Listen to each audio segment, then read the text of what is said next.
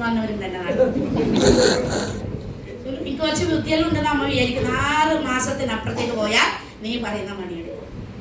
പിന്നെ 6 വർഷമാകുമ്പോൾ പറയുന്നവരുണ്ട് നാളെ കൂട്ടും. ഇത് പറഞ്ഞുകൊണ്ടേ ഇരിക്കാൻ കുറച്ച് ആളുകൾ നമ്മുടെ നാട്ടിൽ വേണം. എന്നാലേ നമുക്ക് ഇത് ഏറ്റെടുക്കാനുള്ള ഒരു സുഖം ഉണ്ടാവുള്ളൂ. അല്ലേ? ശരിയല്ലേ?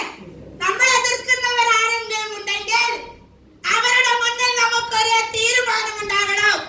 വിജയിക്കണമെന്ന തീരുമാനം. പണ്ടെല്ലാം വിരുവിന് വരുമ്പോ എന്റെ അച്ഛനോട് പറയും, രാമേട്ട ഒരു 50 ഉറുപ്പിക മുറിച്ച് പറയും. എന്റെ അച്ഛൻ അത്രേ കൊടുക്കാനാവും. അച്ഛൻ പിന്നെ 8 ദിവസം കഴിഞ്ഞ് തരാം. ഇന്ന് എന്റെ നാട്ടിൽ ഏതെങ്കിലും ഒരു പിരിവ് വരുമ്പോ ആദ്യം വരണത്തേക്ക് വരിക എന്റെ വീട്ടിലേക്ക്. എന്നിട്ടെന്ന് പറയില്ല, അറിയാം നിനക്ക് എന്റെ 2.10 കിട്ടുന്നില്ലേ, അതിന് കുറച്ച് തന്നൂടെ. ഒരു പ്രാവശ്യം എന്റെ വീട്ടിൽ ഒരു ട്രാക്ടർ തുറക്കില് രാഘവേട്ടനുണ്ട്. അയാളെ ഏറ്റവും കൂടുതൽ എതിർത്ത വ്യക്തിയ എന്റെ നാട്ടില്. അയാളോട് ഞാൻ പറഞ്ഞു, രാഘവേട്ട നിങ്ങൾ 1000 രൂപ ആയിരിക്കോ, പക്ഷെ നിങ്ങളോട് എനിക്കൊരു കാര്യം പറയാനുണ്ട്. നിങ്ങൾ അന്ന് എന്നെ എതിർത്തിട്ടില്ല എങ്കിൽ ഈ 1000 രൂപയും നിങ്ങൾക്ക് തരാൻ പറ്റൂല. അതുകൊണ്ട് രാഘവേട്ട 1000 രൂപ ഒന്ന് മുറിച്ചോ. കാരണം ഞാൻ രാഘവേട്ട എതിർത്തോണ്ടാണ് ഞാൻ അടിയിരിക്കും. പക്ഷെ രാഘവേട്ടൻ മോൻ എന്റെ ചൊല്ലു അന്ന് പറഞ്ഞതല്ല, നീ മനസ്സിൽ വെക്കല്ല. അതല്ല കാണാൻ അത് ഞാൻ അങ്ങനത്തെ ഒരു കാര്യം കൊണ്ട് പറഞ്ഞു പോയതാ. അവർക്ക് സഹതാപം.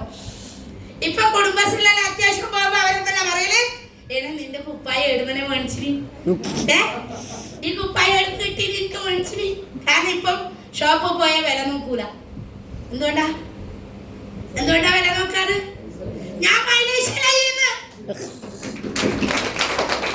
2ാമത്തെ അച്ഛനും എന്റെ അമ്മേനെയും അച്ഛനെയും കൂട്ടി ആദ്യം പോയത് പെൻഡില കോട്ടായി ബുക്കില് പെൻഡെന്ന ഹോട്ടലിലേക്കാ പോയത്. എന്റെ അച്ഛനും അമ്മേനെയും കൂട്ടിട്ട് ആദ്യം വരുമാനം കൂട്ടിട്ട് എന്റെ മക്കളെയും കൂട്ടിട്ട്. പക്ഷെ എന്റെ അച്ഛൻ അന്നൊരു കട്ടൻ ചായ കുടിച്ചിട്ട്, പക്ഷെ ഞാൻ അറിയാതെ കരഞ്ഞു പോയിട്ടുണ്ട്. എന്റെ നാട്ടിലൊരു ബാലശ്രാട്ടിന്റെ ഉണ്ടക്കായി വെക്കുന്ന ഒരു പീടിയുണ്ട്.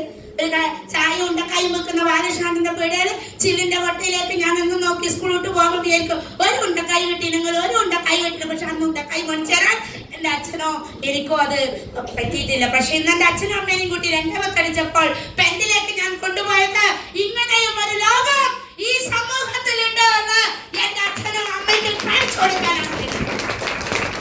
എന്റെ അച്ഛൻ 80-ാം വയസ്സിന്റെ പിറന്നാള് 100-150 ആളുകളെ വിളിച്ച് ഞാൻ ആഘോഷമായി നടത്തി.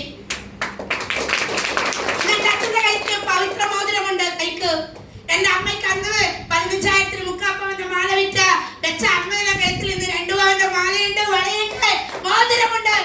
അവര് ജീവിക്കണം സന്തോഷമായിട്ട്. അവർക്ക് ഇന്ന് സമാധാനമുണ്ട്. അതുകൊണ്ട് എനിക്ക് നിങ്ങളോട് പറയാനുള്ളത്, ഞാൻ കേട്ടുന്നില്ല, പറഞ്ഞ വൈകുന്നേരം 5 മണി വരെ ഞാൻ പറയും. നിർത്തട്ടെ? നിങ്ങളെല്ലാവരും റെഡിയല്ലേ? റെഡിയല്ലേ? നിങ്ങൾ ഇത് ആരോടൊന്ന് സംശയം ചോദിക്കുക പോയിട്ട്.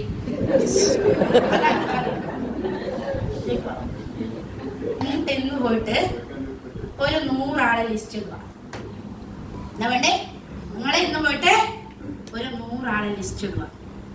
ഈ 100 ആളുകളെയും ഒന്നിച്ച് കാണാൻ പറ്റൂല. പറ്റുമോ? ഈ 100 ആളിൽ നിന്ന് ഒരു 15 ആളുകളെ നിങ്ങൾ സെലക്ട് ചെയ്യുക ലീഡേഴ്സിനെ കൂട്ടി. എന്നിട്ട് നിങ്ങൾ ഒരു ബിസിനസ് ആറ്റിറ്റ്യൂഡ് ഉള്ള വ്യക്തിയായിട്ട് പ്രൊഡക്റ്റും എടുത്ത് നിങ്ങൾ അപ്ലൈ ചെയ്തതും കൂട്ടി ആ വ്യക്തിയെ കാണാൻ പോകും. എന്നിട്ട് ആ വ്യക്തിയോട് നമ്മുടെ വെൽനെസ്സിനെ കുറിച്ച് നിങ്ങൾ സംസാരിക്കും. നിങ്ങൾക്ക് പറ്റുന്നില്ല എങ്കിൽ നിങ്ങളുടെ ലീഡേഴ്സ് പറയും, എന്താ വെൽനെസ്, എന്താണ് അമ്മ നമ്മുടെ പ്രൊഡക്റ്റ് ഉണ്ടാക്കിയത്, അല്ലേ? എലമെന്റ്സ് എന്ന ബ്രാൻഡ് 95 വെൽ ഹാർട്ട് നമുക്ക് മറക്കാൻ പറ്റുമോ? കവചപ്രാശ് നമുക്ക് മറക്കാൻ പറ്റുമോ? എത്ര ആളുകളുടെ ജീവിതശൈലി രോഗങ്ങളാണ് ഇന്ന് പ്രതിരോധിച്ചു കൊണ്ടിരിക്കുന്നു നമ്മുടെ കമ്പനിയുടെ അമേസിംഗ് പ്രൊഡക്റ്റ്. അതെല്ലാം ഉപയോഗിക്കില്ലേ?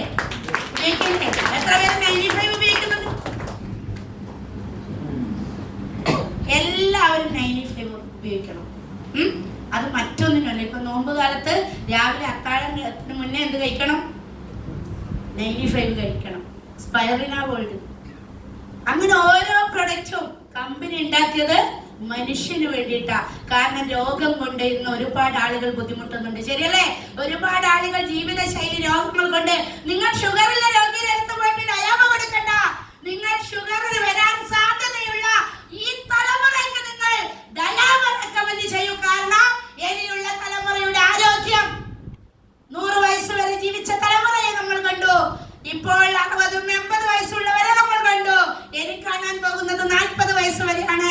അടുത്ത തലമുറ 20 വയസ്സാകുമ്പോൾ തന്നെ ഈ ഭൂമിയിൽ നിന്ന് പല രോഗങ്ങൾ കൊണ്ട് വിട്ടു